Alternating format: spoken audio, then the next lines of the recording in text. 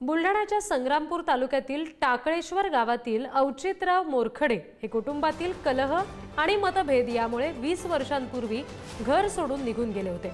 दरम्यानच्या काळात कुटुंबासह गावकऱ्यांनी ते परत येण्याची आशा सुद्धा सोडली होती, पण या वर्षी ते पंढरपूरला विठुरायाच्या दर्शनासाठी आले आणि त्याच ठिकाणी त्यांना त्यांचा भाऊ भेटला। 20 वर्षांनंतर औचित्यराव यांनाही आपल्या कुटुंबाची ओढ लागली आणि त्यांनी गावात परतण्याचा निर्णय घेतला।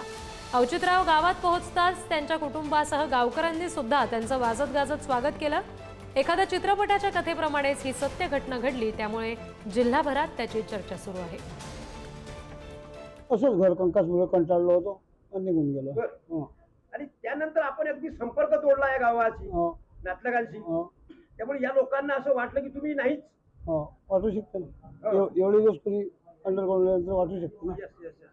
मग याबद्दल तुम्हाला काही वाटलं नाही का की आपण आपल्या परिवार लोकांना? नाही, अशी नफरतच एवढी झाली होती की आपल्याला वापस जायचंच नाही। मी बोर्डामध्ये राहिलो, 2 वर्ष फुटपाथवर काढले मी। बडोदा 2 वर्ष फुटपाथवर काढले? फुटपाथवर काढले।